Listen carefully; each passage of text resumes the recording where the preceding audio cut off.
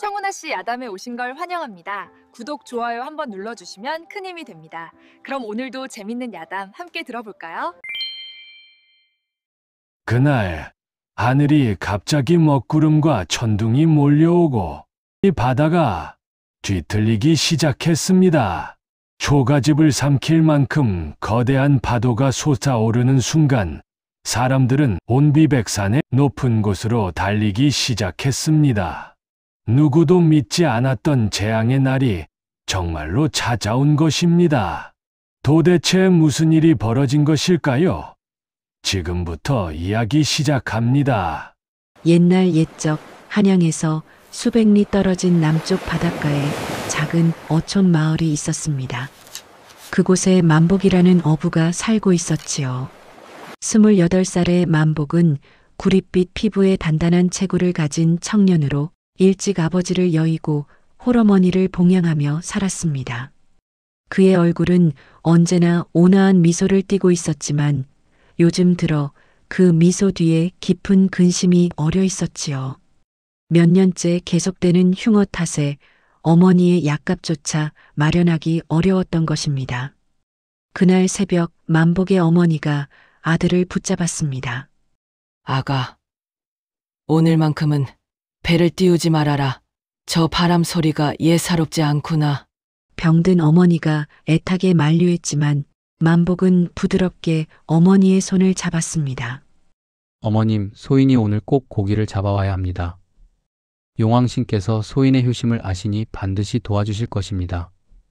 만복은 비록 가난했지만 마음만큼은 바다처럼 넓고 깊어서 이웃에게도 늘 작은 것 하나라도 나누는 착한 어부였던 것입니다. 그날 낮 하늘은 마치 먹구름이 내려앉은 듯 어두웠고 파도는 산처럼 무섭게 몰아쳤습니다. 마을에 숙련된 어부들조차 오늘은 용왕님 노하신 날이라며 모두 출항을 포기하고 배를 단단히 묶었지요. 하지만 만복은 나룻배를 끌고 홀로 거친 바다로 나아갔습니다. 이대로 가만히 있으면 어머니가 굶으시니 만복에게는 물러설 곳이 없었던 것입니다. 용왕신이시여, 소인이 바다의 평화를 해치는 일은 없었습니다. 부디 하찮은 이 소인의 정성을 보시어 어머니를 위한 한두 마리의 고기만이라도 허락해 주시옵소서. 만복은 쉴 새 없이 몰아치는 파도 속에서 온몸을 던져 노를 저었습니다. 뱃머리에 부딪히는 물보라가 마치 칼날처럼 매서웠지만 만복의 두 눈은 오직 어머니를 향한 효심으로 불타오르고 있었습니다. 만복은 평소 고기가 잘 잡히지 않던 가장 깊고 위험한 물골에 마지막 희망을 걸고 그물을 던졌지요. 시간이 흐르고 만복은 얼어붙은 손을 호호 불며 그물을 다시 끌어올릴 때를 기다렸습니다. 오늘은 반드시 잡혀야 할 텐데. 만복이 초조하게 중얼거리는 순간 그물이 평소와는 비교도 되지 않을 만큼 무겁게 당겨지는 것이었습니다. 이게 대체 무엇이란 말인가? 만복은 온 힘을 다해 그물을 끌어당겼습니다. 그의 팔뚝에 핏줄이 불끈 솟아올랐고 온몸의 힘줄이 끊어질 듯 했지요. 드디어 그물 속의 형체가 수면 위로 모습을 드러냈을 때 만복은 자신의 눈을 의심했습니다. 아니, 이게 웬일인가? 용왕신이시여. 그물 속에는 물고기가 아닌 거대한 거북이 한 마리가 갇혀 있었던 것입니다. 그 거북이는 보통의 거북이와는 비교할 수 없을 정도로 거대하였으며 한눈에 보아도 최소 200년은 묵은 신령스러운 존재였습니다. 등딱지뿐만 아니라 온몸에 따개비가 덕지덕지 붙어 있었고 거북이의 눈은 힘없이 감겨 마치 숨이 넘어갈 듯이 보였지요. 거친 파도 속에서 그물에 갇혀 죽기 일보 직전인 듯 했습니다. 만복은 그 자리에서 무릎을 꿇고 거북이를 향해 고개를 숙였습니다. 용왕신이시여, 이 어찌된 일입니까? 소인에게 풍어를 주시려던 것이 아니라 이 귀한 생명을 구하라는 뜻이었나이까. 만복은 감히 거북이에게 함부로 손을 대지 못했습니다. 그는 조심스럽게 거북이를 배에 올리고 젖은 천으로 거북이의 몸을 덮어주었지요. 마을로 돌아오는 길, 만복의 뱃머리가 보이자 마을 사람들이 몰려들었습니다. 만복아, 오늘 큰 것 잡았구나. 사람들이 환호성을 질렀지만 배 위에 있는 거북이를 보자 웅성거리기 시작했지요. 그때 욕심 많기로 소문난 마을의 권세가 김대감이 나타났습니다. 60줄의 김대감은 비대한 몸집에 늘 화려한 비단옷을 걸치고 다니는 인물로 마을의 땅 대부분을 소유한 부자였지만 욕심만은 끝이 없기로 악명 높았습니다. 김대감은 거북이를 보자마자 두 눈이 번뜩였습니다. 만복아, 저 거북이를 팔면 너희 어머니 평생의 약값은 물론 너도 큰 배를 살 수 있을 것이다. 당장 나에게 팔아라. 김대감은 노골적으로 탐욕을 드러냈지요. 마을 사람들도 만복아, 어서 저것을 팔아서 너의 가난을 면해야지 하며 만복을 부추겼습니다. 하지만 만복은 고개를 가로저었습니다. 아닙니다, 대감마님. 이 거북이는 소인의 그물에 걸렸으나 이는 명백히 용왕신께서 소인에게 맡긴 귀한 생명입니다. 소인은 이 생명을 팔아 어머니의 약값을 마련할 수는 없습니다. 만복의 목소리는 단호했습니다. 김대감의 얼굴이 불그락푸르락 변했습니다. 이놈이 제 분수도 모르고. 좋다, 후회하지 말거라.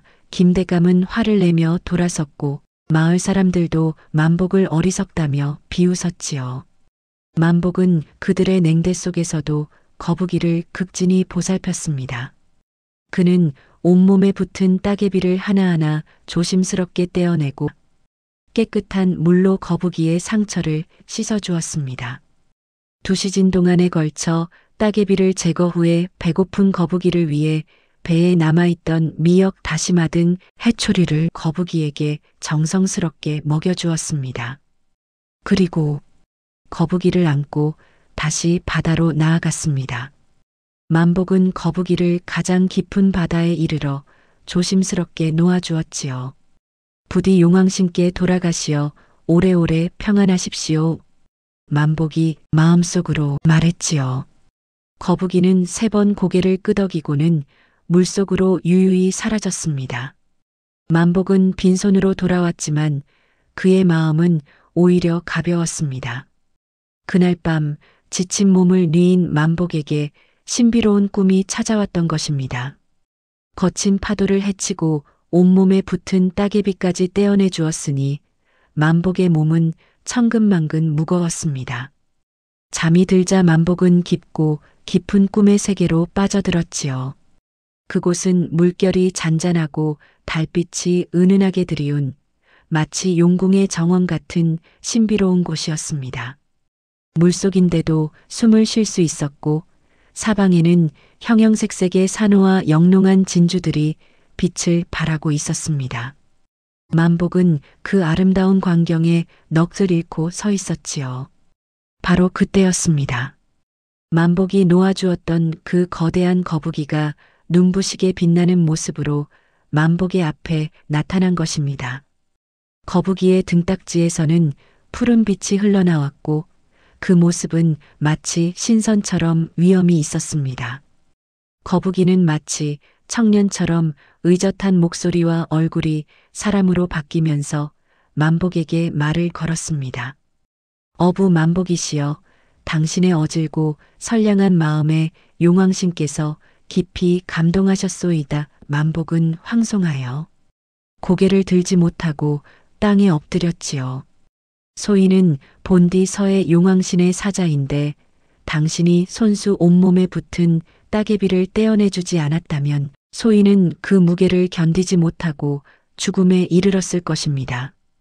당신은 가난하여 당장 내일의 끼니도 걱정해야 하는 처지였건만 눈앞에 큰 재물을 마다하고 이 생명을 살려주셨소. 용왕신 사자의 말에 만복은 소인은 그저 마땅히 해야 할 일을 하였을 뿐입니다.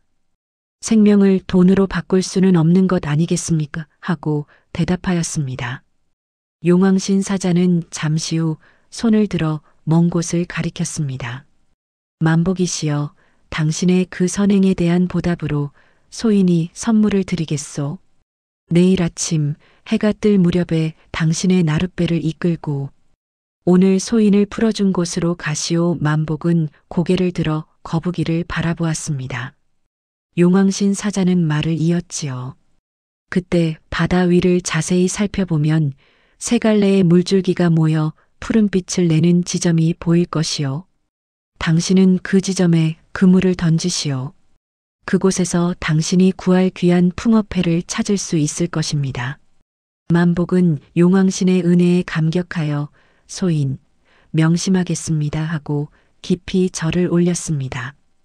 그러자 용왕신 사자의 표정이 엄숙해졌습니다. 하지만 만복이시여, 명심하시오. 이 풍어패는 단순한 재물이 아니라 바다의 섭리를 알려주는 지혜입니다. 풍어패가 푸른빛을 내뿜을 때는 바다가 잠잠하고 고기가 넘쳐나는 길한 기운이니 그물을 던지시오. 하지만 풍어패가 붉은 빛을 내뿜을 때는 바다가 노하여 큰 재앙이 올 징조이니 절대로 바다에 나가서는 안 됩니다. 용왕신 사자의 목소리에는 경고의 빛이 역력했지요. 만복은 고개를 끄덕이며 소인이 감히 용왕신의 뜻을 어기겠습니까? 반드시 그 가르침을 따르겠습니다 하고 다짐했습니다. 용왕신 사자가 다시 한번 당부했습니다. 이 풍어패를 함부로 탐해서는 안 됩니다. 오직 필요한 만큼만 취하고 욕심을 부리지 마시오. 그리고 무엇보다 중요한 것은 이 패를 탐욕스러운 자의 손에 넘겨서는 절대 안 됩니다. 만약 탐욕스러운 자가 이 패를 손에 넣는다면 붉은 빛이 더욱 강렬해지며 그 탐욕을 응징할 것입니다. 용왕신 사자의 말이 끝나기 무섭게 그 모습은 마치 물안개처럼 사르르 사라졌습니다. 만복은 꿈에서 깨어났습니다. 심장이 쿵쾅거려 도무지 다시 잠을 이룰 수 없었지요. 창밖을 보니 여명이 밝아오고 있었습니다. 이것이 꿈이었을까? 아니면 정말 용왕신께서 소인에게 계시를 내려주신 것일까? 만복은 가슴이 두근거렸습니다. 해가 뜨자마자 만복은 지체 없이 나룻배를 끌고 어제 거북이를 놓아준 장소로 향했지요. 거친 파도는 어제보다 잔잔했으나 만복의 마음은 기대와 두려움으로 가득 찼습니다. 만복이 어제 거북이를 놓아준 그 자리에 이르렀을 때 정말로 놀라운 광경이 펼쳐졌습니다. 과연 거북이가 말한 대로 새 물줄기가 모이는 곳에서 신비롭고 영롱한 푸른빛이 바다 밑에서부터 솟아오르는 것이었습니다. 만복은 가슴이 벅차올라 용왕신이시여 소인의 효심을 헤아려 주심에 감사드립니다 하고 두 손을 모아 절을 올렸지요. 만복이 조심스럽게 그물을 던져 올리자 그 속에는 손바닥만 한 신비로운 조개 하나가 담겨 있었습니다. 그 조개는 은은한 푸른빛을 내뿜고 있었고 표면에는 용의 비늘 같은 무늬가 새겨져 있었지요. 만복은 두 손으로 조개를 받들어 올렸습니다. 이것이 바로 용왕신께서 하사하신 풍어패로구나. 만복의 눈에 감격의 눈물이 맺혔습니다. 풍어패는 만복의 손안에서 따뜻한 온기를 내뿜었고 그 푸른 빛은 마치 만복의 선한 마음과 하나가 되는 듯 했습니다. 만복은 풍어패를 품에 소중히 안고 마을로 돌아왔습니다. 그의 가슴 속에는 용왕신의 은혜에 대한 감사와 함께 거북이가 당부한 경고의 말이 깊이 새겨져 있었던 것입니다. 용왕신이 하사한 풍어패를 얻은 후 만복의 삶은 거짓말처럼 달라졌습니다. 만복은 거북이가 일러준 대로 풍어패가 신비로운 푸른빛을 내뿜을 때만 그물을 던졌지요. 푸른빛은 바다가 잠잠하고 고기가 넘쳐나는 길한 기운을 알려주는 징표였습니다. 만복이 그물을 던지기만 하면 배가 가라앉을 듯한 만선을 이루어 돌아왔지요. 그것도 온갖 귀한 물고기들이 그물 가득 담겨 있었습니다. 마을 사람들은 놀라움을 금치 못했습니다. 하지만 만복은 욕심을 부리지 않았습니다. 필요 이상으로 고기를 잡지 않았으며 잡은 고기는 어머니의 약값과 넉넉한 식사를 위해 쓰고 남는 것은 마을의 가난한 이웃들과 나누었지요. 여보게들, 이 고기를 가져가시게. 소인 혼자만 복을 누릴 수는 없지 않은가. 만복은 언제나 이렇게 말하며 이웃들에게 고기를 나눠주었습니다. 마을의 과부댁에는 큰 물고기를 2마리씩 가져다 주었고 늙은 노인네들에게는 싱싱한 생선을 손수 손질해서 드렸습니다. 만복의 어머니는 아들의 그런 선행을 보며 우리 아가는 참으로 하늘이 내린 효자로구나 하고 눈물을 흘렸지요. 만복이 고기를 나눠주는 모습은 참으로 보기 좋았습니다. 어느 날은 홀로 새 아이를 키우는 젊은 과부가 찾아왔는데 만복은 그녀에게 큰 도미 1마리와 은자 몇 냥까지 건네주었습니다. 아이들 배불리 먹이시고 옷도 한 벌씩 해 입히시게 과부는 눈물을 흘리며 은인이십니다 하고 절을 올렸지요. 또 어느 날은 병든 노인이 생선국이 먹고 싶다는 말을 듣고 만복은 직접 신선한 생선으로 국을 끓여 노인의 집까지 가져다 드렸습니다. 노인은 이 늙은이가 죽기 전에 이런 효자를 보다니 하며 감격해했습니다. 만복의 선행과 만선의 소문은 마을 전체에 퍼졌습니다. 어제까지만 해도 만복을 비웃던 마을 사람들이 이제는 만복을 복덩이라 칭송하며 존경하는 눈빛을 보냈습니다. 만복이의 효심이 용왕님께 닿은 것이 틀림없지. 역시 착하게 살아야 하는 것이야. 사람들이 입을 모아 말했지요. 그 거북이를 살려준 것이 천금을 얻은 것보다 나은 일이었구나. 마을 어귀에서는 만복의 이야기가 끊이지 않았습니다. 아이들까지도 만복을 따르며 만복 아저씨처럼 착한 사람이 되고 싶어요 하고 말할 정도였습니다.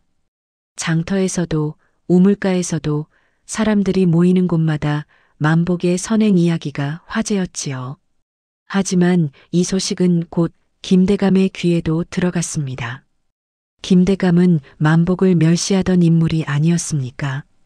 그는 가난한 만복만 복을 받는 꼴을 도저히 참을 수 없었습니다. 김대감은 자신의 저택에서 술을 마시다가 하인에게서 만복의 소문을 듣고는 술잔을 내팽개쳤지요. 뭐라고? 그 가난뱅이 어부놈이 매일 만선을 한다고?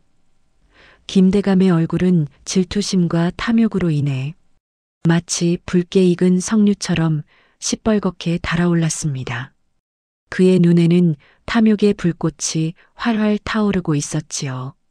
김대감은 자리에서 벌떡 일어나며 고함을 질렀습니다.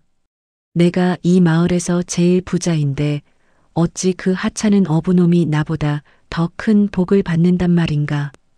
이건 하늘의 이치에 어긋나는 일이야. 김대감의 분노는 하늘을 찌를 듯 했습니다.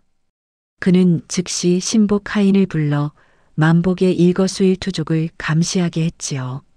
며칠 후 하인이 돌아와 보고했습니다. 대감마님, 만복이 놈이 신비로운 조개 하나를 가지고 있는데 그 조개가 푸른빛을 낼 때마다 바다로 나가 만선을 이룹니다. 김대감은 무릎을 쳤습니다. 그것이로구나. 그 거북이가 준 보물이 바로 그 조개였어. 저 몹쓸 놈의 어부 자식이 감히 나보다 더 잘 살겠다고. 그 조개는 원래 이 대감의 것이었어야 해. 김대감은 이를 갈며 만복이 가진 풍어패를 빼앗을 계략을 짜기 시작했습니다. 다음 날 김대감은 직접 만복의 집을 찾아왔습니다. 만복은 대감이 찾아온 것에 놀라 황급히 맞이했지요. 대감마님, 어인일로 이 누추한 곳까지 오셨습니까? 김대감은 억지로 웃음을 지으며 말했습니다. 만복아, 그동안의 일은 내가 잘못 생각했네. 자네가 거북이를 살린 것은 참으로 훌륭한 일이었어. 그래서 말인데 그 신비로운 조개를 나에게 팔지 않겠나? 1000냥을 주겠네. 그 돈이면 자네 어머니 평생 약값에 큰 기와집까지 살 수 있을 것이야. 김대감의 목소리는 달콤했지만 그의 눈빛은 탐욕으로 번뜩이고 있었습니다. 만복은 단호히 고개를 저었습니다. 대감마님, 죄송하지만 그럴 수 없습니다. 이 풍어패는 재물이 아니라 용왕신께서 소인에게 내려주신 지혜입니다. 감히 소인이 이것을 팔아 탐욕을 채울 수는 없습니다. 만복의 목소리에는 흔들림이 없었지요. 김대감은 2,000냥, 3,000냥으로 올리며 유혹했지만 만복은 요지부동이었습니다. 마침내 김대감은 겉으로는 웃었으나 속으로는 칼을 가는 듯 했습니다. 좋다, 만복아. 내가 순순히 내놓지 않는다면 내가 직접 가져가야겠지. 김대감의 목소리에는 서늘한 기운이 감돌았습니다. 김대감이 돌아간 후 만복의 어머니가 걱정스러운 얼굴로 아들을 불렀습니다. 아가, 김대감의 성미를 모르지 않지 않느냐? 저 양반이 욕심낸 것을 빼앗지 못하면 가만두지 않을 것이다 하지만 만복은 어머니의 손을 꼭 잡으며 말했습니다. 어머님, 걱정 마십시오. 용왕신께서 주신 것을 지키는 것이 소인의 도리입니다. 거북이께서 말씀하셨습니다. 이 패를 탐욕스러운 자의 손에 넘기면 큰 재앙이 온다고 말입니다. 만복의 눈빛은 굳건했지요. 그날 밤부터 김대감은 은밀하게 부하들을 시켜 만복의 집을 염탐하고 풍어패를 훔칠 기회만을 엿보고 있었습니다. 마을 사람들은 김대감의 신복들이 밤마다 만복의 집 주변을 서성이는 것을 보았지만 감히 대감을 거역할 용기가 없었지요. 만복은 풍어패를 품에서 떼지 않고 지냈으며 잠을 잘 때도 베개 밑에 소중히 간직했습니다. 김대감의 탐욕은 날이 갈수록 더욱 깊어져 갔고 마침내 그는 돌이킬 수 없는 악행을 저지르기로 결심하게 되었던 것입니다. 김대감의 탐욕은 밤이 깊어질수록 더욱 타올랐습니다. 그는 더 이상 기다릴 수 없었지요. 며칠째 만복의 집을 지켜보던 김대감은 마침내 기회를 포착했습니다. 그날은 이웃마을에 사는 만복이 숙부가 돌아가셨다는 기별을 받고 하루 정도 집을 비운다는 소리를 들었지요. 집에는 병든 어머니만 남아 계셨지요. 김대감은 이 기회를 놓치지 않았습니다. 칠흑 같은 밤 달도 구름에 가려 어둠이 깊었습니다. 김대감은 신복 하인 둘을 불러들였습니다. 너희들, 오늘 밤이 바로 그날이다. 만복의 집에 들어가 그 조개를 가져오너라. 들키지 않게 조심하고 만약 늙은이가 깨어나면. 김대감은 말을 멈추고 의미심장한 눈빛을 보냈습니다. 하인들은 고개를 끄덕이며 명심하겠습니다. 대감마님 하고 대답했지요. 김대감은 그들에게 50냥씩을 쥐어주며 일이 끝나면 50냥씩 더 주마하고 약속했습니다. 한밤중이 지나 인적이 끊긴 시각, 두 하인은 검은 옷을 입고 만복의 집 담장으로 다가갔습니다. 그들은 담을 넘어 만복이 잠든 방으로 조심스럽게 기어들어갔지요. 다행히 만복의 어머니는 약기운에 깊이 잠들어 계셨습니다. 하인들은 만복의 방안을 샅샅이 뒤지기 시작했습니다. 이불 속, 베개 밑, 옷개 안을 모두 뒤졌지만 풍어패는 보이지 않았습니다. 이상하다. 분명 이 방 어딘가에 있을 텐데 하인 하나가 속삭였습니다. 그때였습니다. 달빛이 구름 사이로 스며들며 방 한쪽 구석을 비췄고 그곳에 놓인 작은 나무 상자가 희미하게 빛나는 것이 보였습니다. 하인들은 그 상자로 다가가 조심스럽게 열었지요. 상자 안에는 손바닥만 한 조개가 들어 있었고 그 조개는 미세하게 푸른빛을 내뿜고 있었습니다. 찾았다. 하인 하나가 기뻐하며 손을 뻗었습니다. 그런데 놀랍게도 그 조개를 잡는 순간 조개는 차가운 금속처럼 변해 하인의 손을 얼어붙게 만들었습니다. 아! 하인은 비명을 지르려다 가까스로 입을 막았습니다. 다른 하인이 상자를 다시 덮고 보자기로 감싸 안았습니다. 두 하인은 서둘러 방을 빠져나왔습니다. 그런데 그 순간 만복의 어머니가 잠결에 신음소리를 냈습니다. 아가야. 하인들은 숨을 죽이고 꼼짝도 하지 않았습니다. 다행히 어머니는 다시 깊은 잠에 빠져들었고 하인들은 재빨리 담장을 넘어 도망쳤지요. 그들은 숨가쁘게 달려 김대감의 저택으로 돌아갔습니다. 김대감은 밤새 잠을 이루지 못하고 하인들을 기다리고 있었습니다. 하인들이 돌아오자 김대감은 벌떡 일어나 어떻게 됐느냐 하고 다급히 물었습니다. 하인들이 보자기에 쌓인 풍어패를 내밀자 김대감의 눈이 번쩍였지요. 이것이다. 이것이 바로 용왕의 재물이로구나. 김대감은 풍어패를 손에 넣자마자 그 화려한 자태에 넋을 잃었습니다.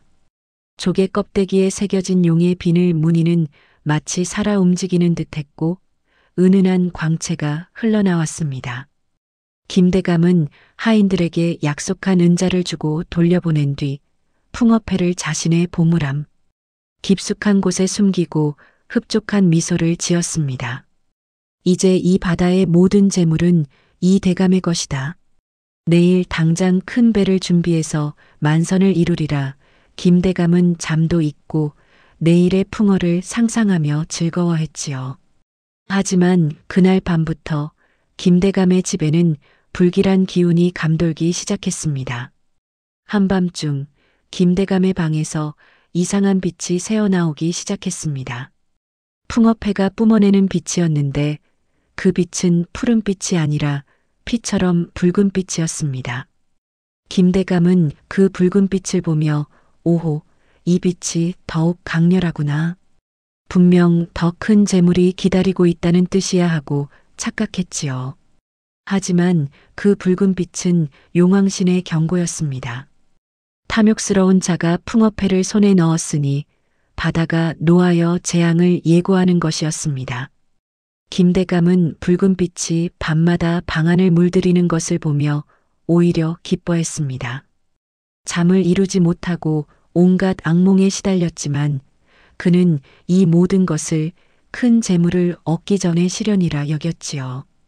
꿈속에서 거대한 파도가 그를 삼키려 하고 무시무시한 용이 그를 노려보았지만 김대감은 허황된 꿈일 뿐이야 하며 무시했습니다. 그의 머릿속은 오직 금은보화로 가득했던 것입니다. 다음 날 새벽 만복은 집으로 돌아왔습니다. 어머니를 살펴본 후 풍어패를 확인하려 상자를 열었는데 상자는 텅 비어 있었지요. 이게 어찌 된 일인가? 만복은 가슴을 치며 통곡했습니다. 용왕신이시여, 소인이 어찌 이리 지혜를 지키지 못하였나이까? 만복은 어머니의 손을 잡고 슬픔을 나누었습니다. 어머니가 말했습니다. 아가야, 분명 김대감의 지질께다. 어젯밤 꿈에 검은 그림자 둘이 방에 들어오는 것을 보았단다. 만복은 이를 악물었지만 곧 마음을 가라앉혔습니다. 만복은 생각했습니다. 거북이께서 말씀하셨지. 탐욕스러운 자가 이 패를 손에 넣으면 붉은 빛이 재앙을 부른다고 하셨어. 김대감이 스스로 파멸의 길을 선택한 것이구나. 만복은 김대감을 찾아가 따지는 대신 조용히 마을 사람들에게 경고하기로 마음먹었습니다. 그날 밤부터 김대감의 집에서 새어나오는 붉은 빛을 마을 사람들도 목격하기 시작했지요. 저게 무슨 빛인가? 불길하구나. 사람들은 수군거리기 시작했고 만복은 그 붉은 빛이 재앙의 경고임을 알고 있었습니다. 김대감의 탐욕이 마을 전체를 위험에 빠뜨릴 수 있다는 것을 깨달은 만복은 마을을 구할 방법을 궁리하기 시작했던 것입니다. 풍어패를 잃고 흉어를 겪는 만복이었지만 그의 지혜와 선행은 여전히 빛나고 있었습니다. 만복은 김대감의 집에서 밤마다 붉은 빛이 새어나오는 것을 멀리서 보았지요. 만복은 거북이의 경고를 통해 그 붉은 빛이 심각한 태풍의 징후임을 알았으나 김대감에게 직접 가서 말하는 것은 소용이 없음을 이미 알고 있었습니다. 김대감은 만복의 말이라면 무조건 의심하고 거부할 것이 뻔했기 때문입니다. 만복은 며칠 동안 깊이 생각했습니다. 어머니가 아가, 무슨 걱정이 그리 깊으냐? 하고 물으시자 만복은 어머니의 손을 잡으며 말했습니다. 어머님, 김대감의 탐욕이 마을 전체를 위험에 빠뜨릴 것입니다. 저 붉은 빛은 용왕신께서 노하신 징표입니다. 소인이 이제 하늘의 섭리를 빌어 김대감의 탐욕을 만백성 앞에서 깨뜨려 보이겠습니다. 만복의 눈빛은 결연했지요. 김대감의 교만이야말로 그를 무너뜨릴 가장 큰 허점이라 판단했던 것입니다. 만복은 먼저 마을에 신뢰받는 노인들을 찾아갔습니다. 어르신들, 제 말씀을 들어주십시오. 김대감의 집에서 나오는 저 붉은 빛은 용왕신이 노하여 내린 재앙의 빛입니다. 노인들은 고개를 끄덕였습니다. 우리도 그 빛을 보았네. 참으로 불길하더구만. 만복이 말을 이었습니다. 거북이께서 말씀하셨습니다.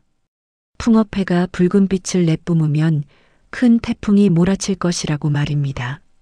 조만간 마을 전체가 그 탐욕 때문에 파멸할 수 있습니다. 노인들의 얼굴이 창백해졌지요. 노인들은 만복의 말을 마을 사람들에게 전했고 소문은 삽시간에 퍼져나갔습니다. 김대감이 만복의 신물을 훔쳤다더라. 그래서 저렇게 붉은 빛이 나오는 게로구나. 용왕신께서 노하셨다니 우리 모두 위험하겠구나. 마을은 공포에 휩싸이기 시작했습니다. 만복은 직접 나서지 않고 구전의 힘을 이용했던 것입니다. 백성들은 김대감의 배가 출항할 때마다 썩은 해초만 가져오는 것을 보며 만복의 소문에 더욱 힘을 실어주었지요. 김대감은 이 소문을 듣고 발끈했습니다. 이놈의 만복이 감히 나를 모함하다니. 이 붉은 빛은 큰 보물이 올 징조일 뿐이야. 김대감은 하인들을 시켜 만복을 잡아오려 했지만 마을 사람들이 만복을 보호했습니다. 대감마님, 만복은 우리 마을의 은인입니다. 그를 해치면 마을 사람 모두가 가만히 있지 않을 것입니다.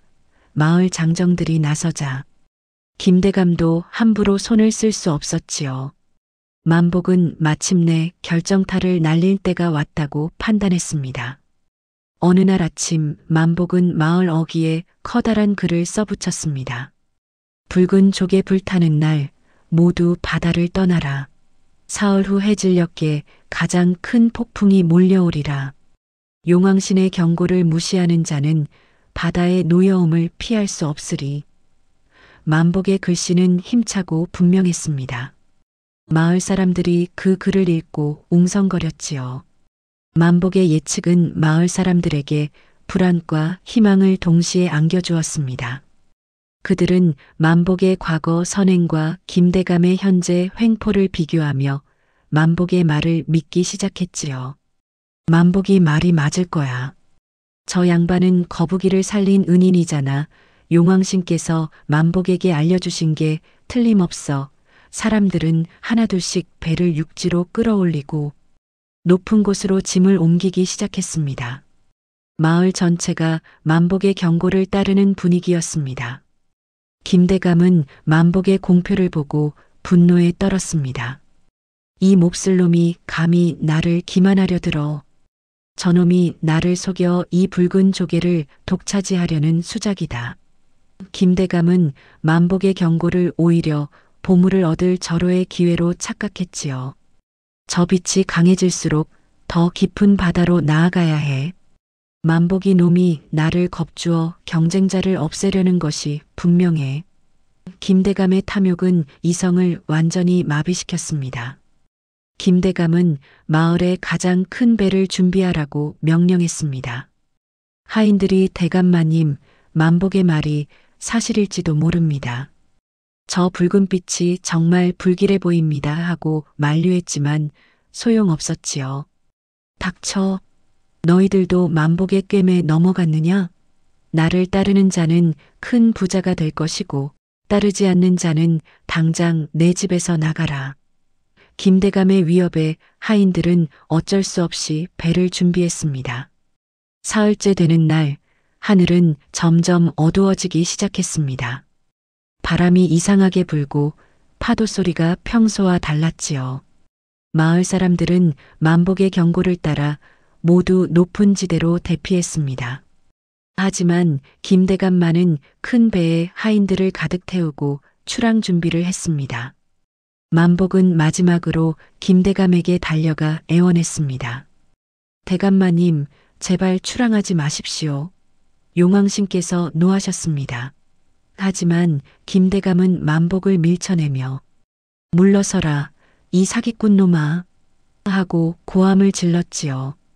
만복의 지혜로운 계책이 김대감의 탐욕이라는 칼날을 거꾸로 돌려 세우는 순간이었지만 김대감은 끝까지 깨닫지 못했습니다.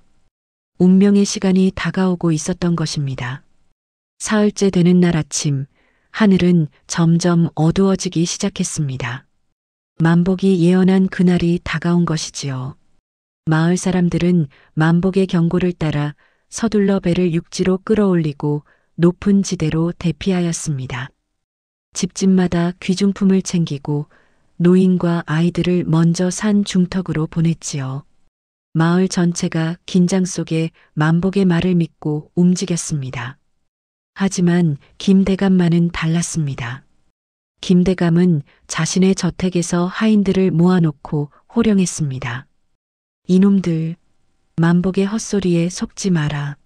저 붉은 빛은 큰 보물이 나타날 징조다. 오늘 깊은 바다로 나가 그물을 던지면 금은 보화가 그물 가득 잡힐 것이야.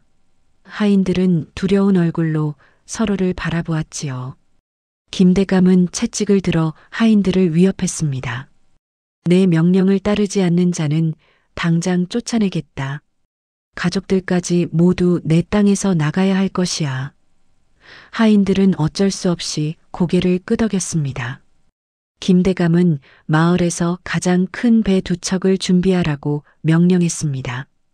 하인 15명을 배에 나눠 태우고 그물과 장비를 가득 실었지요. 하지만 김대감 자신은 배에 타지 않았습니다. 이 대감은 육지에서 너희들이 가져올 보물을 기다리겠다. 반드시 만선을 이루어 돌아오너라. 김대감은 자신은 안전한 곳에 있으면서 하인들만 위험한 바다로 내몰았던 것입니다. 하인들은 울먹이며 가족들에게 작별 인사를 했습니다. 여보, 만약 내가 돌아오지 못하면 아버지, 가지 마세요. 하인들의 가족들이 매달렸지만 김대감은 채찍을 휘두르며 빨리 출항하지 못할까 하고 소리쳤지요. 마을 사람들이 이 광경을 보고 안타까워했습니다.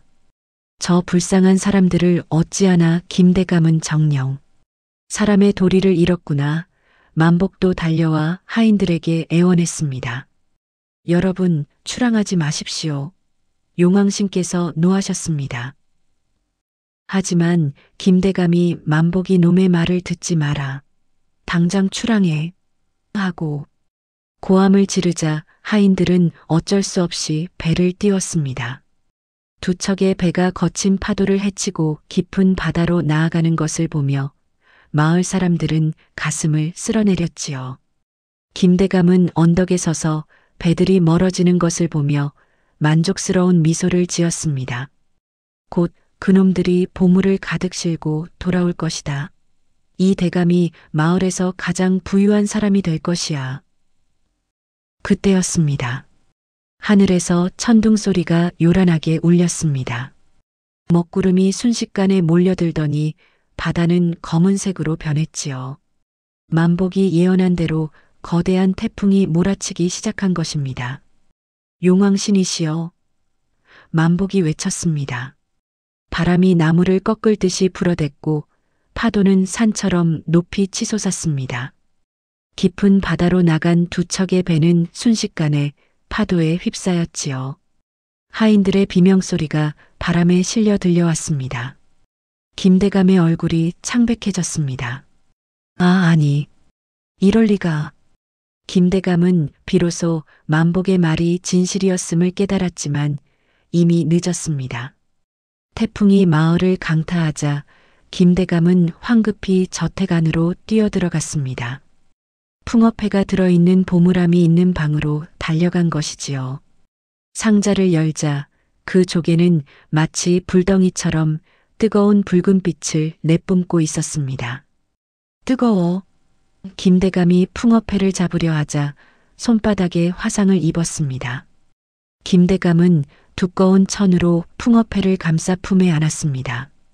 바로 그 순간 천둥번개가 하늘을 가르고 거센 바람이 저택의 기와를 날려버렸지요. 쾅쾅쾅. 기와가 떨어지는 소리가 사방에서 울렸습니다. 김대감은 두려움에 떨며 방 안에 웅크리고 있었습니다. 하지만 더 큰 재앙은 따로 있었습니다. 바로 그의 곡식 창고와 배들이 있는 선착장이었지요. 태풍의 거센 바람이 김대감의 거대한 곡식 창고를 덮쳤습니다. 쾅! 하는 소리와 함께 창고의 지붕이 날아가 버렸고 수백 가마니의 쌀과 보리가 폭풍 후에 흩날렸습니다. 김대감이 평생 모은 곡식들이 빗물에 젖어 못쓰게 되어버렸지요. 또한 선착장에 묶여있던 김대감의 어선 5척이 거센 파도에 밧줄이 끊어지며 바다로 떠내려가 버렸습니다. 배들은 서로 부딪히며 박살이 났고 그 잔해들이 파도에 흩어졌습니다. 태풍은 해가 질 때까지 계속되었고 저녁 무렵이 되어서야 바람이 잦아들기 시작했습니다. 김대감은 온몸이 흠뻑 젖은 채 무너진 창고 앞에 주저앉아 있었습니다. 기와가 날아간 저택, 못쓰게 된 수백 가마니의 곡식, 바다로 사라진 어선들. 그의 재산 대부분이 한순간에 사라져버렸던 것입니다.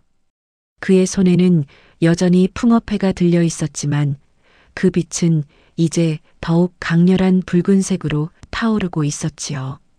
해가 지고 밤이 되자 바다로 나갔던 배들의 소식이 들려왔습니다. 다행히 하인들은 모두 목숨을 건졌습니다.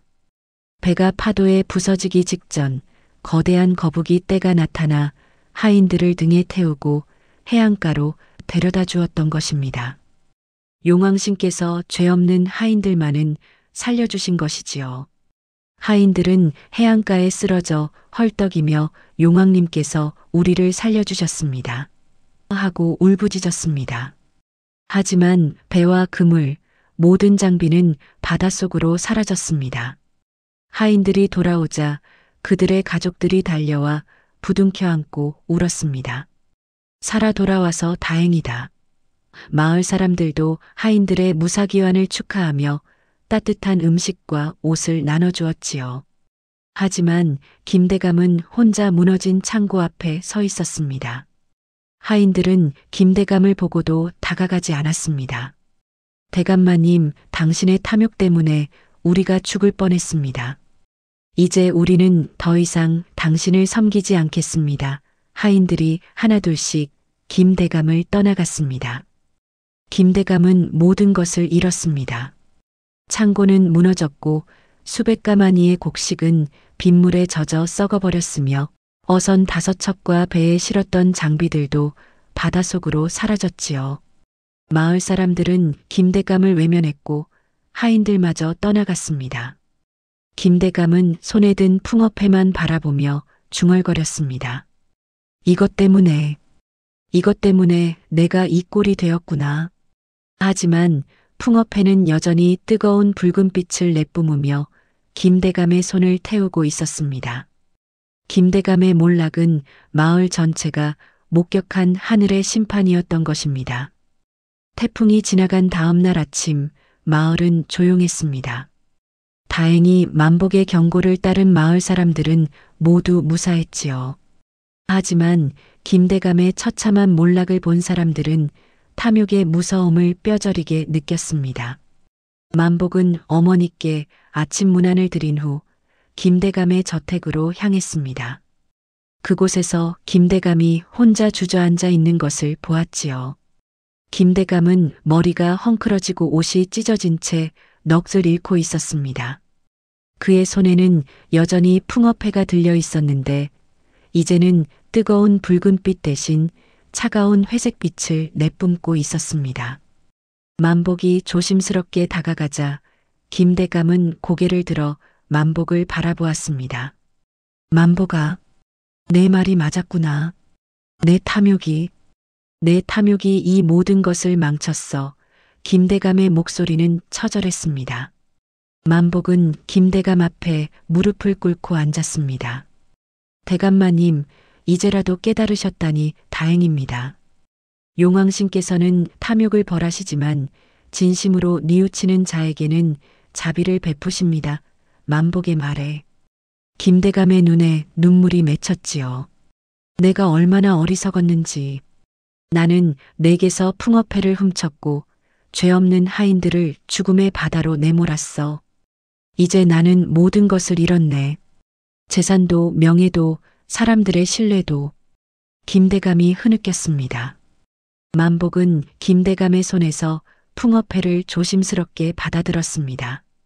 차가운 회색빛을 내뿜던 풍어패는 만복의 손에 닿자마자 다시 은은한 푸른빛으로 변했습니다.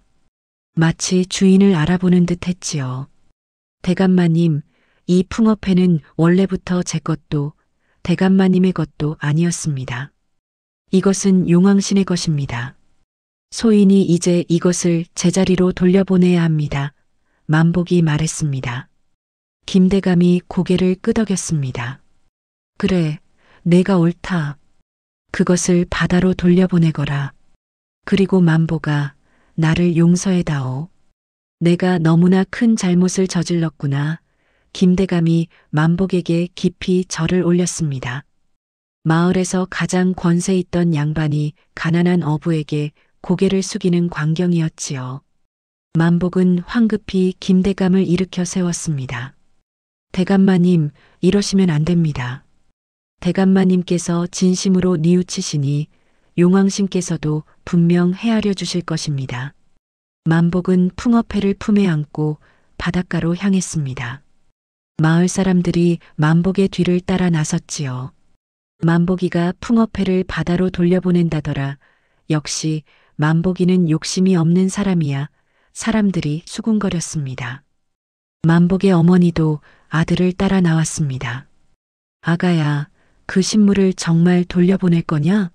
그것만 있으면 우리가 평생 부유하게 살 수 있을 텐데. 어머니가 안타까워하셨지만 만복은 고개를 저었습니다. 어머님, 이것은 우리가 가질 것이 아닙니다. 거북이께서 말씀하셨습니다. 이것은 재물이 아니라 바다의 섭리를 알려주는 지혜라고 말입니다. 지혜는 나누어야 하고 결국 본래의 자리로 돌아가야 하는 것입니다. 만복의 말에 어머니는 아들의 손을 꼭 잡으며 내가 이 어미의 자랑이구나 하고 눈물을 흘렸지요. 마을 사람들도 만복의 고귀한 마음씨에 감동하여 박수를 보냈습니다. 만복은 나룻배를 타고 바다로 나아갔습니다. 어제의 거친 파도는 온데간데 없고 바다는 거울처럼 잔잔했습니다. 만복은 거북이를 처음 놓아준 그 자리, 새물줄기가 만나는 곳으로 배를 저어갔지요.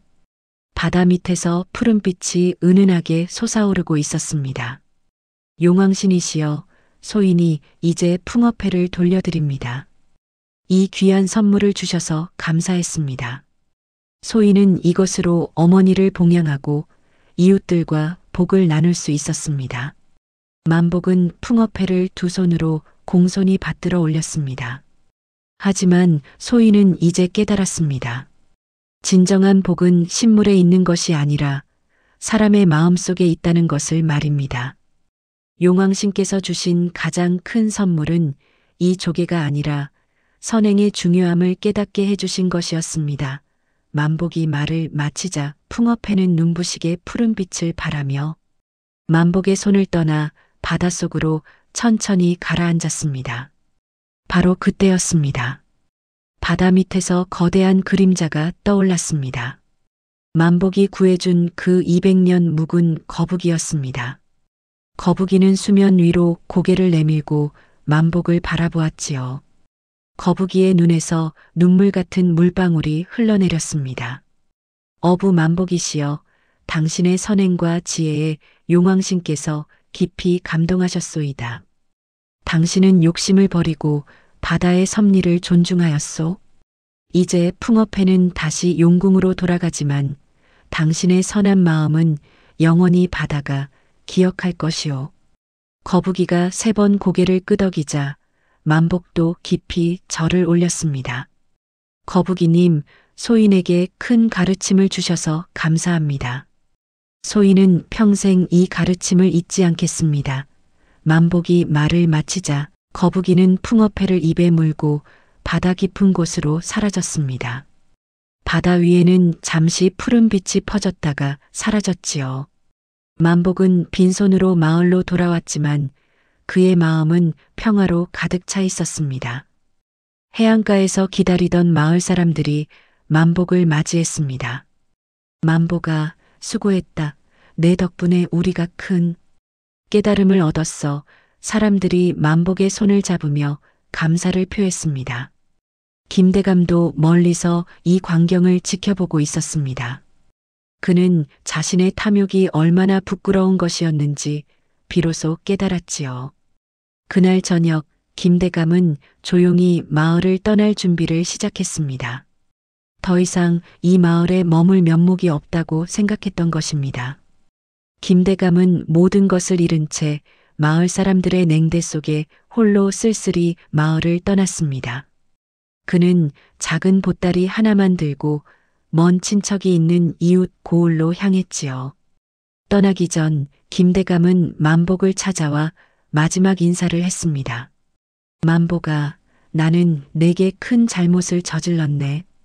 이제 이 마을을 떠나 다시는 돌아오지 않을 것이야. 부디 너는 계속 선하게 살아가거라. 김대감의 눈에는 진심 어린 후회가 담겨 있었습니다. 만복은 김대감에게 작은 보자기를 건넸습니다. 안에는 말린 생선과 쌀 한 대가 들어 있었지요. 대감마님, 먼 길 가시는데 드시라고 준비했습니다. 새로운 곳에서 평안하게 사십시오. 김대감은 눈물을 흘리며 만복의 손을 꼭 잡았습니다. 내가 진정한 양반이로구나. 김대감이 떠나는 뒷모습을 보며 마을 사람들은 탐욕의 끝이 얼마나 비참한지 다시 한번 깨달았습니다. 김대감이 떠난 후 만복은 마을 사람들의 추대를 받아 어촌 마을의 살림을 이끄는 어진 지도자가 되었습니다.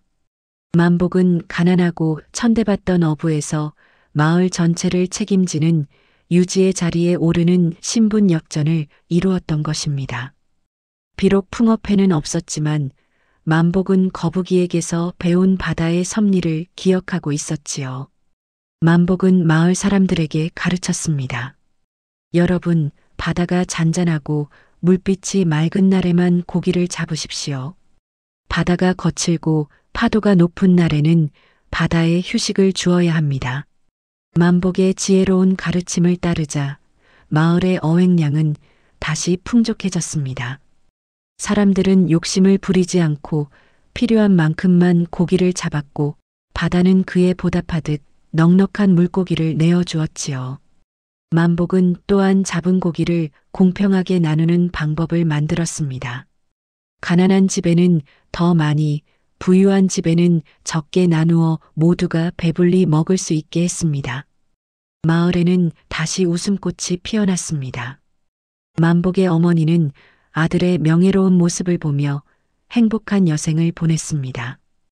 우리 아가가 이렇게 훌륭한 사람이 되다니. 어머니는 매일 용왕신께 감사의 기도를 올렸지요. 마을 사람들은 만복을 만복 어르신이라 부르며 존경했고 아이들은 만복의 이야기를 들으며 자랐습니다. 착하게 살면 만복 어르신처럼 복을 받는단다. 부모들이 아이들에게 가르쳤습니다. 세월이 흘러 어느 날 만복은 바닷가에서 기도를 올리고 있었습니다. 용왕신이시여 소인에게 큰 가르침을 주셔서 감사합니다. 소인은 이제 깨달았습니다. 진정한 복은 외부의 재물이 아니라 마음속의 지혜와 덕행에서 나온다는 것을 말입니다. 만복이 기도를 마치자 바다에서 은은한 푸른빛이 일었습니다. 마치 용왕신께서 만복의 말에 답하시는 듯 했지요. 만복의 이야기는 길이길이 전해졌습니다. 이는 탐욕이 공익을 해치고 파멸에 이르게 하며 선행과 지혜만이 한 사람을 천대받는 신분에서 만백성의 지도자로 만든다는 굳건한 교훈이었습니다. 만복의 덕행은 모든 이의 본보기가 되어 이 어촌 마을에 영원한 평화와 풍요를 가져다 주었던 것입니다. 그리고 마을 사람들은 대대손손 이 이야기를 전하며 욕심을 버리고 서로 나누며 사는 것이 진정한 복임을 잊지 않았습니다. 그동안 시청해 주셔서 감사합니다.